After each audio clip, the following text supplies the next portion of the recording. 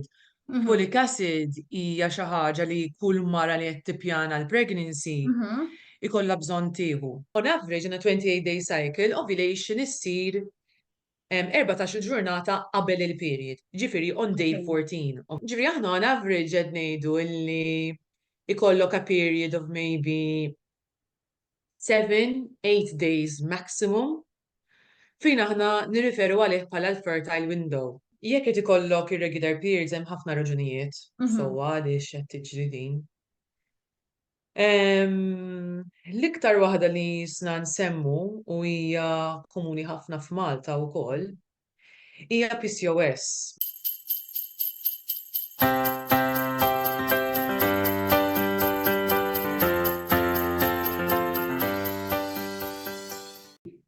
Illum għanna episodju daqxej differenti. Illa li xis-solti jkolli l-guest ħdejja fuq kelmet ma' Bambinelli, imma llum qegħdin nagħmlu għatru Zoom. Illa li xil-mistidna tal-lum Dr. Sera Xwireb li hija tabiba u qed tispeċjalizza fil-gynecology bħalissa qiegħda tistudja tkompli l-istudji tagħha ġewwa Londra. Kif inti Sera, thank you tal-ilqajt l-istedina tiegħi? Kif inti, all right? No problem. Right, all right. How's life Thank in tal-istedina. London? Hawnhekk għandna ħafna xemx illum. Hawnhekk fani li naf hawn ix-xemx ukoll. Tajjeb mela. Iwa, għal-weekend, perfett. Tajjeb ħafna Em, il-ġurnata. Iva, definitely Tajjeb. ħafna. Illum ma sera għabalija gynecologist ħan id-diskutu il-preparazzjoni tal-mara għal meta tibda taħseb għatfall. Ikun hawn min, nifhem li jkun hawn min jisu jinqabad ħan jgħidu ta' bla-ħsieb ngħidulu.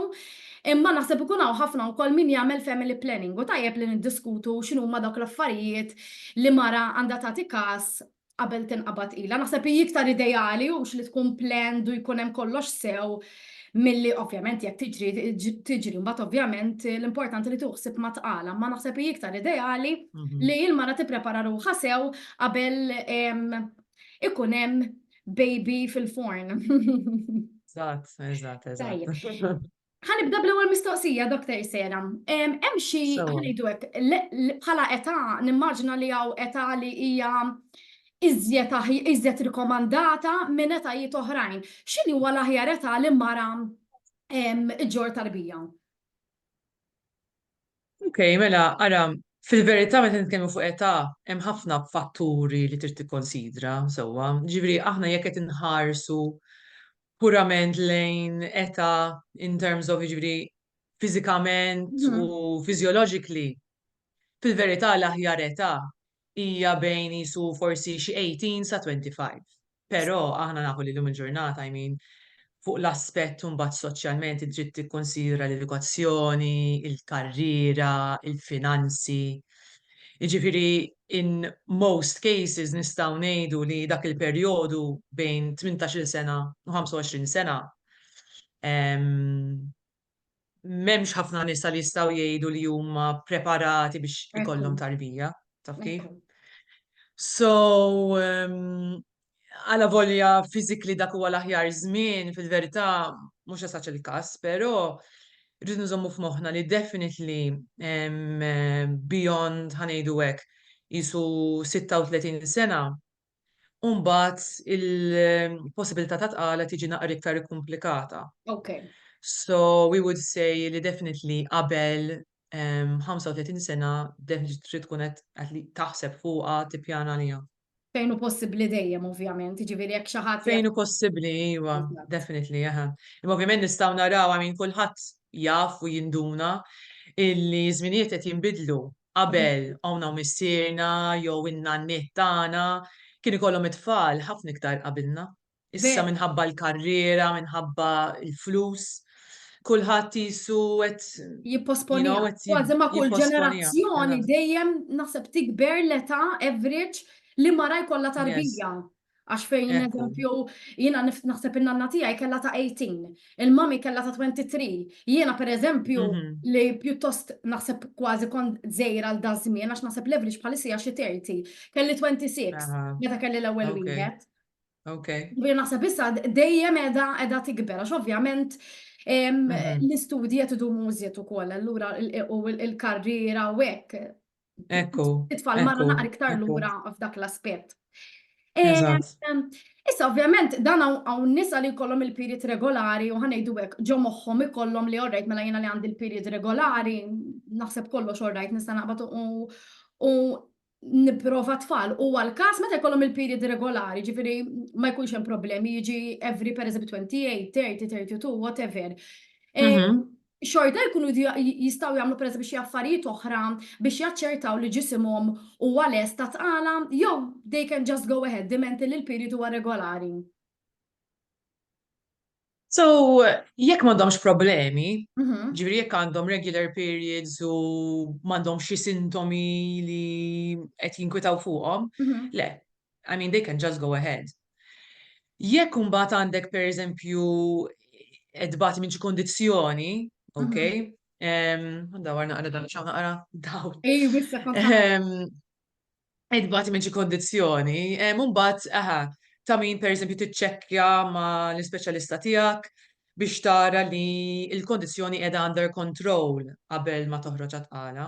meta nsemmu Ehm, kondizzjoni qed ngħidu pereżempju bħal xi ħadd li għandu slow thyroid, pereżempju. Pereżempju, jew għandu d-diabete, jew ibati bil-pressjoni għolja, Okay, anything, fil-verità anything, anything, jew għandu okay, epilepsy, jew għandu xi problema bil-musrana, anything, tajb. anything.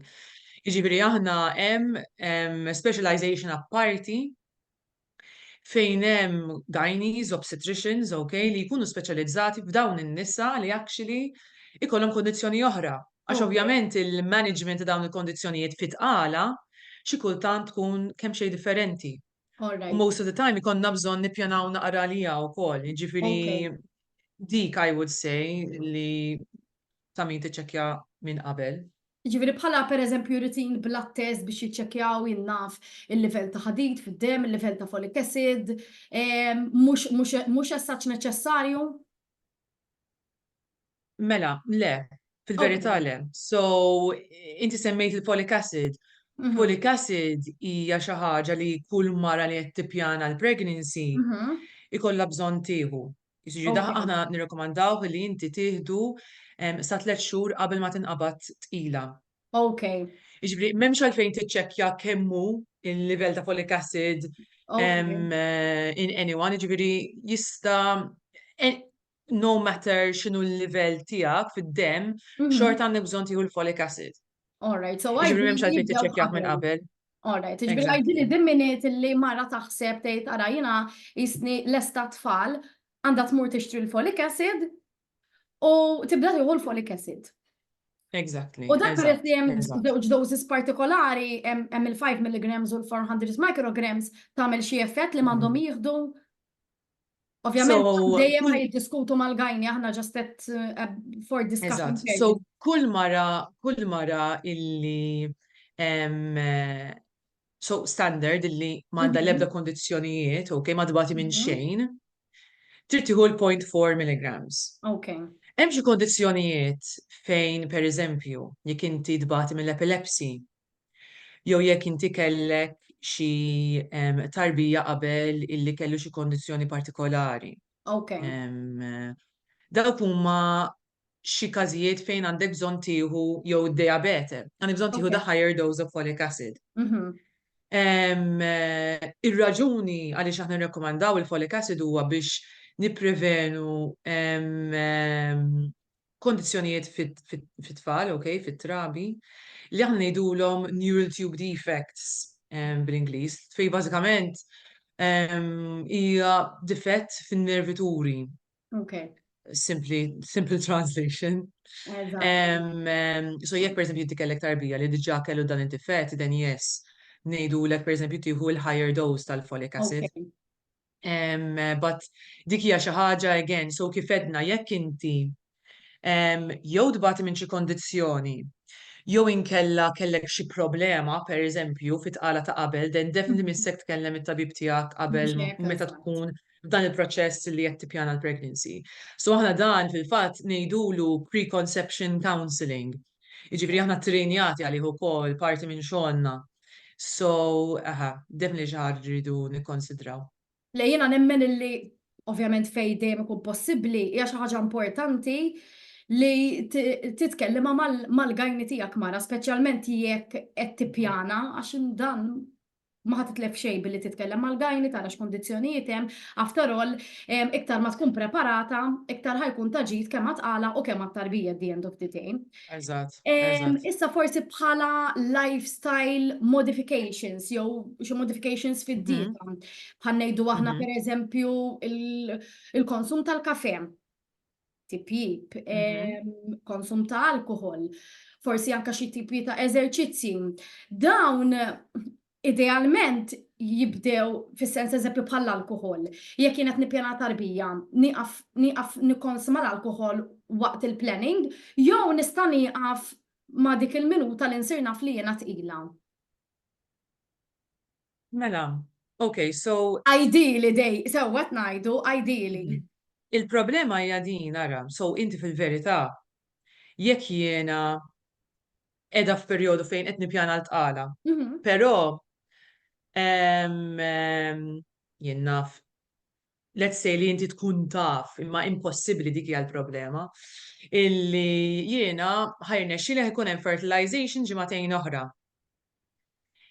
Which is impossible to know, right? Ovvjament. Ġifri, if dawk l-ewwel ġimagħtejn inbilli tixrob żewġ tassi imbit or ma tagħmilx differenza, ma Ajja. tagħmel l-ebda differenza. Il-problema hija li inti ma tafx meta toħroġ tqila, għax anka biex tkun taf pereżempju id-data eżatt ta' meta jkun hemm ovulation hija vera diffiċli.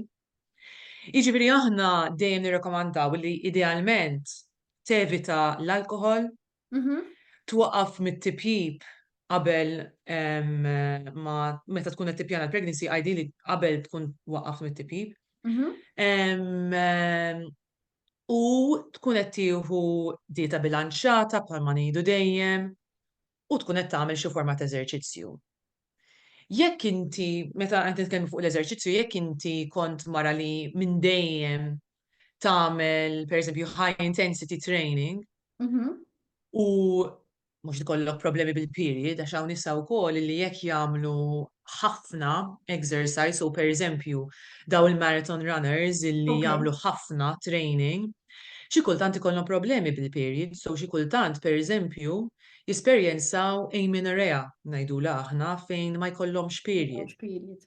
Għax bażikament dak il-intensive training jisu jaffettwa il-hormones Okay. tas-cycle u ma jkollhomx period. Però jekk aħna tnejdu li qed u dejjem qed nitkellmu fuq mara li qed ikollha periods regolari mhux tkollha Eżatt. problemi sewwa. So jekk inti għandek mara li qed ikollha periods regolari qed tagħmel ħafna training, m'hemmx għalfejn twaqqaf minn dak it-training just għax qiegħda tippjana l-pregnancy, mhix ħadd Okay. tagħmel l-ebda differenza. Però jekk inti xi ħadd illi qatt m'għamilt xejn f'ħajtek u all of a sudden għax qed tippjana tqala ddeċidejt li ħatkun vera healthy u ħatibda tagħmel weightlifting. No, Le. forget it. I mean inti trid tibqa' on your same level, on a healthy ma for anyone jekk inti ħatmur minn nothing to all Ma out. tmurx l-extremities fis-sens billi smur Le, mixja li għax le, ħaġa konsidrata bħala mild to moderate exercise. It's okay jekk inti ma kont tagħmel xejn, anzi naħseb ħajkun ta' benefiċċju. eżatt. Imma kif qed tgħid inti li minn xejn tmur għal high intensity. Eħe, imma li qed nipprova ngħid huwa li jekk inti kont imdorrija tagħmel high intensity, It's m'għandekx okay. għalfejn twaqfu għax hemm ħafna nisa li jaħsbu li għax għamlu xi training, kien pereżempju kellhom miscarriage jgħidu minħabba fek. Vera le, m'għandux jaqsam. Kum drajt, naħseb din Em, hija l-istess bħal meta ġieli kien hawn forsi dik il-conception tal-antik. Li pereżempju jekk mara taħseb għat-tieni tqala jew forsi qiegħda fil-bidu tat-tieni tqala, jgħidu li tibqax terfa' l-ewwel wilt, mentre fil-verità naħseb hija xi ħaġa li l-mara tkun diġà drat tagħmilha. Eżatt, eżatt, eżatt. Le, exactly. Dawn huma fil-verità il-problema ta' tqala hija li minħabba li ovvjament in-nisa ilhom joħorġu tqal forever, hemm ħafna misconceptions, ħafna Veru. biżgħat u hemm ħafna affarijiet li n-nies mhumiex daqshekk ċari fuqhom jew ħafna old wives' tales taf kif? Eżatt, eżatt. Fil-fatt għalhekk ta' dik kienet ir-raġuni għalfejn xtaqt nagħmel għax hawn ħafna midwives sir tagħmel xek, tagħmel xek, tagħmel xek u preferejt li Eżatt, nisimgħuha mal xi ħadd li ovvjament qed jistudja u jaħdem u jara ta' kuljum dawn l-affarijiet. Issa, eżatt. l-irġiel, għax l-irġiel ovvjament Mhm. huma importanti wkoll għax qed ħajja nofs it-tarbija ħad tkun tagħhom. Iridu jagħmlu xi lifestyle modifications jew jieħdu xi vitamini jew l-irġiel mhux daqshekk bżonn już ħanejtek illi jagħmel dawn l-affarijiet jew jieħu xi vitamini. Okay, so l-irġiel simili għan-nisa Mhm. idealment biex again forsi isostnu l-fertilità tagħhom żordu. Mhm. Again qed jieħdu dieta bilanċata, qed jagħmlu xi forma ta' exercise, mhumiex qed ipejpu. Okay. Nafu li t-tipip jaffettwa ħafna il-kwalità tal-isperma. Okay. So, it-tipip definitely.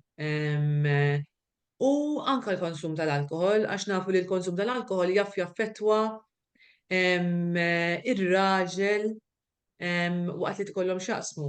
Taf Okay. kif? So yes, in terms of vitamini le, ġifiri mem lebda vitamini li aħna nirrekomandaw l-irġieli li qed jippruvaw għat-tarbija mal-mara tagħhom le. Ġifieri l-importanti ġast li jżommu healthy lifestyle u ovvjament fl-istess mod li l-mara tkun forsi qed tagħmel ċertu lifestyle modifications bħal pereżempju kemm jista' jkun tevita l-alkohol jew waqt Yeah, il-planning 1 to 2 pereżempju, tieqaf tpejjeb jekk ir-raġel ikun l-istess bħala fis-sens ikun ipejjeb jagħmluha flimkien, fl-istess ħin jagħtu koraġġ il eżatt, xulxin, le le. U eżatt. bħala kafè hemm xi limitux kemm ideali għax jkun smaw jew mhux Kafè jew fil-verità, m'għandux daqshekk effett fuq il-fertility. kafè iktar jisu nirriferu għalih waqt it-tqala. Waqt titqala, okay. Waqt it-tqala, ġifiri the standard is less than 200 milligrams per day. Jiġifieri jekk tiċċekkja online, nista' nibatlek xi links forsi, tkun tista' tara pereżempju l-average Mhm. te u kafè kemm Yes, għandu eħe. milligrams. Ovvjament jiddependi ħafna fuq x'tip ta' kafè tieħu Dik għax hi jekk għax qed tieħu hawn jekk kafè qed li hu tieħu iktar intensive. Nescafè, it's one thing, jekk qed tieħu all out espresso, it's another thing, taf kif? Eżatt, Jiġifieri jiddependi ħafna. eżatt. Infatti darba kont rajt xi espresso jidhirli minn dawn il-qawwin ikun fih 140, ġifieri xi 140 milligrams close to, Aha, ġifieri aha, fil-verità ma aha, tkunx tista' tieħu iktar minn tnejn żgur. Għax darba kont aha, għamilt riċerka fuqha pereżempju t-te fih 40 to 50, ġifieri isek sa 4 kuljum, aha, jekk ma tuħux kafè ovvjament. U eżatt. hemm affarijiet oħrajn li fihom il-kafeina bħal ċokolata, Ekku, soft ekku, ekku. drinks bħal soft drinks aw bħal kola pereżempju. Aha. Ġifieri Fil-verità ma daw l-affarijiet meta tkun qed tippjana tqala mhux mhumiex daqshekk importanti. importanti. Tajjeb, Le, le. all right, good to know. L-ewwel semmejt id-date tal-ovulation. Issa aħna immaġina naħseb issa kibret ukoll l-awareness li l-mara mhux bej perjodu ieħor hija fertili, imma hemm ċertu żmien fejn tkun fertili. Tista' tispjegana ftit Aha. fuqha? Aha, Ovvjament okay, din so hija fuq xi ħadd għax iżjed tapplika naħseb dal ħatejt fuq xi ħadd li għandu l-periods regolari li jista' forsi jikkalkula dal ħatejt inti. aha, ara, mela, so jekk aħna titkellmu fuq mara illi għandha period regolari li huma ta' 28 days, okay, li huwa l-average, Mhm, sewwa. Aħna ngħidu li on average mhm, ovulation illi tfisser meta il-bajda toħroġ mill-ovary, okay, u mhm. tkun accessible għall-isperma biex tiltaqa' mal-bajda u jkun hemm fertilization. On average in a 28-day cycle, ovulation issir 14 ġurnata qabel il-period. Ġifieri on day Okay, 14 of your okay. 28-day cycle. Issa, meta toħroġ il-bajda, tkun tista' tgħix, so to speak, qabel ma tmut, on an average għal ġurnata jew jumejn, so 1 Okay. to 2 days. U meta jkollhom xaqsmu l-isperma mbagħad on the other hand, tista' tgħix ġo s-sistema tal-mara għal xi 7 days. Istra, all right. Ġifieri inti għandek u inti trid iżomm f'moħħok ukoll illi meta jkollok x'taqsam l-isperma li tkun qiegħda fil-vaġina, right? Mhm. Trid tgħum il fuq sakemm eventually tasal Il-bajt. fit-tube sakemm tasal, mal ħdej il-bajda. U din ma ssirx hekk, all of a sudden, it's a journey sakemm jaslu. Ġifieri aħna on average qed ngħidu illi ikollok a period of maybe 7, 8 days maximum fejn aħna nirriferu għalih bħala l-fertile window. Okay. So ovvjament ikollok xi ġranet qabel ovulation fejn jista' jkollok x'taqsam għax aħna ngħidu sewwa li l-isperma tibqa' ħajja u Okay. għandha jisu dak il-7-day lifespan fejn tkun tista' tiltaqa' mal-bajda u mbagħad għandek dawk il-jumejn biss meta Waqt li l-bajda l-bajda qiegħda barra. tkun qiegħda barra u tkun għadha ħajja. U żgur. Għax inti pereżempju jekk mara jkollha x'taqsam 4 days qabel, għalkemm ma tkun qabel l-ovulation sewwa, għalkemm il-bajda ma Exactly. tkunx ħarġet peress li l-isperma għandha lifespan ta' 7 days, jaf ikun hemm minnhom jibqgħu ħajjin sakemm il-bajda tkun ħarġet u jiltaqgħu magħha xorta. Eżatt. Issa aħna fil-verità huwa diffiċli ħafna, okay, biex tkun taf eżatt il-ġurnata tal-ovulation. Mhm. L-iktar mod li huwa faċli biex tkun taf eżatt x'qed jiġri Mhm. huwa li again dan huwa importanti naħseb meta mara tkun qed tippjana l-pregnancy Eżatt. huwa li jkollha app fuq il-mobile Mhm. jew iżomm ricordi fuq xi kalendarju jew xi ħaġa Mhm.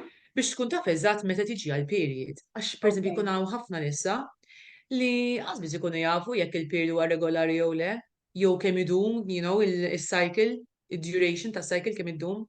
So jekk ma tkunx taf dawn l-affarijiet huwa vera diffiċli mbagħad biex tkun tista' taf meta huwa l-fertile window tiegħek. Okay. Plus ħafna minn dawn il-apps actually jgħinuk u jgħidulek isma' dan huwa l-average cycle tiegħek, naħsbu li with probably l-ovulation date ħad tkun hekk, dan Mhm. huwa l-fertile window tiegħek, ġifieri ħafna minn dawn l-apps actually jagħmlu għalik, vera tkun easy. Mhm. Veru. So dik hija parti importanti naħseb illi x'ħadd irid jagħmel meta jkun qed jippjana Mhm. l-pregnancy. Mhm. U ħaġa oħra wkoll huwa li aħna fil-fatt minħabba li kif qed ngħidu again huwa vera diffiċli biex you hit the nail on the head. Fil-fatt aħna nirrekomendaw illi il-koppji li qed jippruvaw tqala actually jkollhom x'jaqsmu darbtejn jew 3 darbiet fil-ġimgħa Okay. biex kemm jista' jkun possibbli Tolqotha. isek għandek tolqotha, eżatt tolqotha.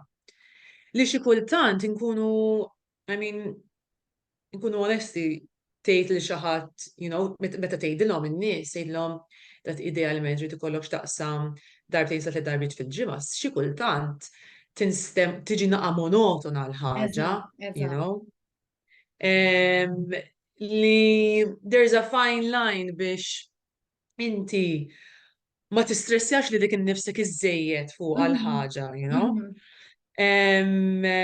Però qed tagħmel l-isforz ukoll, Ekku. jiġifieri it's also a psychological game xi Yes, kultant, it taf is. kif? Yes, it is. Veru. Mhm. Għax jien nafek eżempju skont lep ħafna drabi itellalek per eżempju, you have medium fertility or high fertility today. Allu, Aha, xintaf li lep qed tgħidlek isma' għandek ċans tajjeb. Imma mbagħad eħed ilab dik il-logħba mistra llum qed inħossni għajjiena per eżempju. aha, Eżaw eħem dik eżatt. il-psychological Yes, eżatt. hija vera, jew forsi ir-raġel ġija Aha, jinlaħu kif ħan ikkonvinċi għalkemm ħafna drabi tkun iktar bil-kontra biex tikkonvinċi l-mara mill-raġel imma eħe, aha, xi kultant tkun iva. naqra weird. Aha, so fil-verità ħafna nies, speċjalment dawk li m'għaddewx minnha, Mhm. jaħsbu illi dal-perjodu meta tippjana tqara jew meta inti tqila huwa perjodu vera sabiħ, vera lallu l-ħin kollu qed ikollok x'taqsam or whatever. Però fil-verità xi kultant it can be very stressful. Eħe. Can be very stressful, tikkawża ħafna anxiety wkoll. Ehm, So, xaġa li importanti li nsemmu naħseb. Iwa, le, iwa fatt, u naħseb anka l-fatt li mbagħad forsi tkun qed tistenna jekk jiġix il-period, is-sintomi tal-period ta' tqala ngħid għalija kienu vera simili għalija, allura Ah, mbagħad jekk bdejt ma ħejġi l-period jew pregnant. Mbagħad forsi meta mhm, jiġi l-period tkun ftit downgrading, speċjalment jekk tkun taf forsi li kellekx taqsam f'dik il-ġimgħa tgħid mistrina. Imma aha, ovvjament xi kultant naħseb bl-istress tiġi affettwata wkoll aha. ovulation day tu. Iva, Eżin ħafna. is-cycle I mean, kollu allura l-istress ma jgħin f'xejn dejjem okej. ngħidu hekk, però ma tkun qed tippjana tqala Jiġifieri mhux l-ewwel darba, ikonna koppji illi kienu qed jippruvaw, vera qed Mhm, jippruvaw, għamlu sena jippruvaw ma rnexxilhomx, marru għand tabib biex jaraw x'jistgħu mhm, jagħmlu. U mbagħad pereżempju pruvaw ħafna affarijiet, ma rnexxewx, qalu whatever, insa, pereżempju, they would have given up on the idea, they relaxed, u mbagħad and jirnexxielhom. it happens Mhux vera. l-ewwel darba li ġrat dil-ħaġa, Smajta ġifieri ħafna din aha, l-istorja. stress plays an important role, Iva. Yes, true, vera. Ehm, Issa, f'każ ta' mara li m'għandix iċ-ċiklu regolari, nimmaġina li l-ewwel ħaġa għandha tagħmel meta ikollha ħsieb ta' tfal, naħseb li tkellem gajni jewx biex nippruvaw Aha. nirregolaw iċ-ċiklu. Lele. Mhm. So, jekk qed ikollok irregular periods hemm ħafna raġunijiet Mhm, sewwa għaliex qed tiġri din. L-iktar waħda li jisna nsemmu u hija komuni ħafna f'Malta wkoll hija PCOS mhm, li hija Polycystic Ovarian Syndrome li ħafna nies semgħu biha naħseb mhm, Malta. Li bażikament il-kondizzjoni ikollok 2 out of 3 options, ġifieri irregular periods. mhm, U mbagħad ikollok sintomi bħal acne, so ħafna ponot forsi fuq wiċċek, fuq sidrek, fuq darek. Ħafna xar li jisu jikber b'mod stram pal mara, ġifieri okej. pereżempju Suf fuq mal-wiċċ u kif? wiċċhom, fuq sidrhom, suf mal-wiċċ jew ħafna suf fuq idejhom pereżempju. Mhm,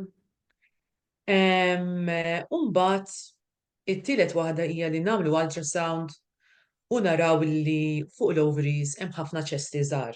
okej, Jiġifieri irid ikollok tnejn minn dawn it-tlieta biex aħna nistgħu ngħidu li inti għandek PCOS. okej, Jiġifieri again hawn misconception illi jekk aħna minna ultrasound u rajna dawn il-ħafna ċesti żgħar fuq l-ovaries, tfisser li inti għandek PCOS.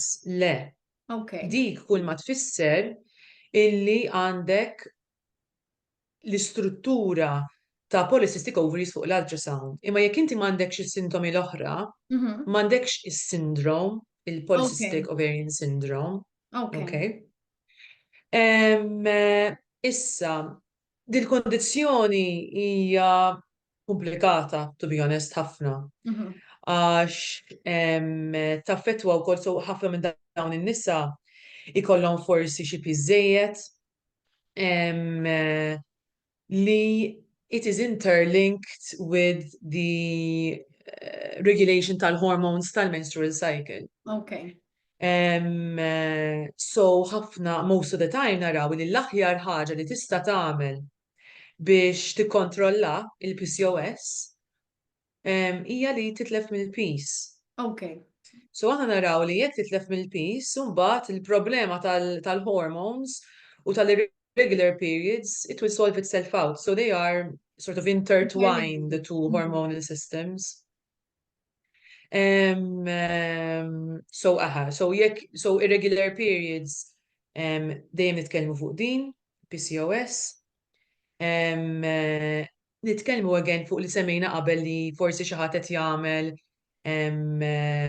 ħafna exercise, Mhm. excessive amount, jew li forsi hemm xi problema bid-dieta, forsi mhumiex qed jieklu kif suppost, jew qed jieklu iżejjed.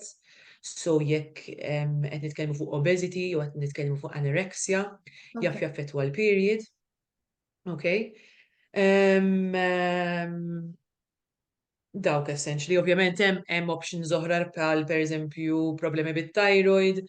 So definitely jekk qed ikollok irregular periods ta' min tkellem il-tabib jew il-gynae tiegħek.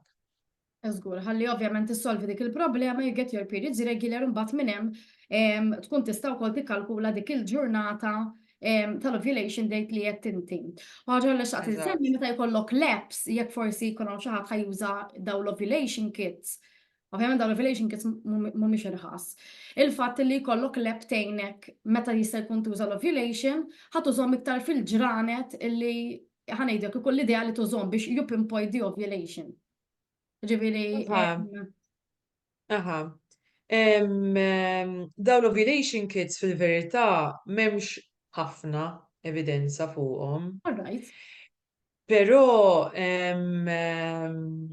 I mean xorta jistgħu jintużaw jekk jgħinu taf kif. Mhm, I mean aħna nafu li fil sintomi oħra li tista' tinduna bihom, so hemm xi nisa li pereżempju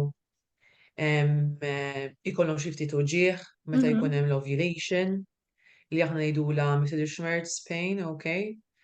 Jistgħu jindunaw ukoll illi t-tisfija tagħhom tinbidel ftit, mhm, però ovvjament hija xi ħaġa li with time and with experience mhm, ekku. em, em, jaraw din id-differenza wkoll. Mhm, So hemm ħafna fil-verità modi differenti kif tista' tipprova tgħin lilek innifsek biex tara eżatt id-data meta ekku, qed ħabba tiġri fehmet jiena. l-ovulation. Ekku. U naħseb l-ewwel semmejta ftit imma biex forsi ngħidu iktar ċara wara kemm koppja għax ġieli hawn min jippenikja pereżempju wara 3 xhur, għandha tfittex għajnuna jekk mhux tinqabad b'mod naturali. Okay, so aħna s-soltu ngħidu wara sena. So jekk Mhm, inti tkun ilek tipprova għal sena sħiħa kif qed ngħidu b'dan il-mod eżatt. ġifri kull xahar with this sort of regular Mhm, intense regimen sort of. So aħna ngħidu wara sena rridu nagħmlu forsi xi testijiet. tajjeb. Issa mbagħad jiddependi wkoll għax jekk inti għandek pereżempju jekk inti you're above enough 36 sena, Mhm, okay? So kif qed ngħidu above that age forsi biex toħroġ tqila tkun naqra iktar diffiċli. mhm, U anke aħna jekk aħna nikkonsidraw mezzi oħra kif nistgħu ngħinu biex ikun hemm tqala, ikonna time span naqra iktar qasir. Taf mhm, kif? So mhm. f'dawk il-każijiet pereżempju ngħidu li wara 6 xhur Okay. ta' min illi nirreferuk ukoll. Eżatt, ħalli ovvjament ma tersaqx iktar viċin il-40s u x'naf jiena nimmaġina li fej qiegħed għalli Eżatt. jżidu iktar il-komplikazzjonijiet. Jiena naħseb, Dr. Sera, lqatna ħafna mill-affarijiet importanti li mara għandha tikkunsidra għal preparazzjoni ta' tqala ma nafx jekk hemm xi ħaġa oħra li forsi xtaqt iżid inti min-naħa tiegħek. L-unika ħaġa li rrid insemmi għax ma semmejtix qabel semmejna il-folic acid Mhm, bħala supplement li wieħed, suppost għandu bżonn jieħu qabel ma toħroġ tqila. Xi ħaġa oħra li xi kultant ukoll nissuġġerixxu huwa vitamin D. iva, eħe. So, ħafna nissa ngħidulhom biex jieħdu l-vitamin D qabel ma joħorġu tqal. Fil-verità, again, din hija xi ħaġa li għad hemm bżonn isir naqra iktar riċerka fuqha, però nafu li ħafna nissa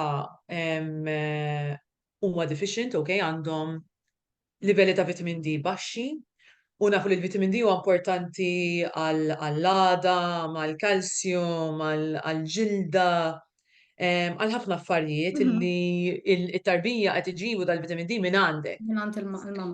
So ħafna mid-drabi vitamin D hija xi ħaġa oħra wkoll li Okay. nikkonsidraw li xi ħadd jibda qabel.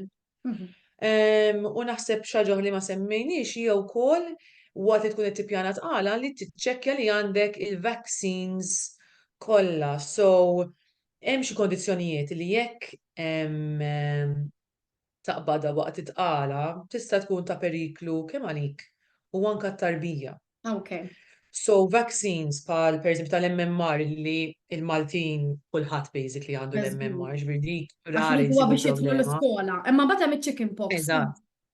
Imma hemm chicken pox, eżatt, jiġifieri jekk inti kellek il-chicken pox fine, You're jiġifieri covered. inti għandek l-immunità għalija, no Mhm. problem. Imma jekk inti qatt ma kellek chicken pox, aħna definitely nirrekomandaw li tieħu il-vaccine kontra chicken pox qabel ma toħroġ tqila. Okay. Ħalli speċjalment jekk inti pereżempju mara tqila li diġà għandek it-tfal, so Mhm. għandek it-tfal li forsi they're more exposed to getting chicken pox, tkun iktar ta' problema taf kif Eżatt, għax veru. dik hija xi ħaġa nirrekomandaw. Xi kultant ukoll għan nisa pereżempju li għandhom l-asma jew li għandhom xi kondizzjonijiet oħra. Nirrekomandaw li mara tkun qed tieħu il-vaccine kontra l-influenza jew Okay. il-pneumococcal vaccine, però dawn ukoll huma vaccines li tista' tieħu waqt titqala Okay. All right. tal-influenza. Okay. Tal-chicken pox u tal-MMR Mar ovvjament le. ma tistax toħodhom. So dawk importanti li waqt li tkun qed tippjana tkun ċerti li tkun Li ħadthom. you're covered. Tajjeb. Yes. Grazzi ħafna, Well, Dr. I think Sera, that's about tal-ħin it. Naħseb tiegħek. ikkaverjajna ħafna affarijiet. Eżatt. Grazzi ħafna tal-ħin tiegħek u tal-qasamt magħna informazzjoni li ħajsibu ħafna utli forsi koppji li għandhom f'moħħhom li ppjanaw tfal. Grazzi ħafna Yes. tal-ħin tiegħek, vera napprezza.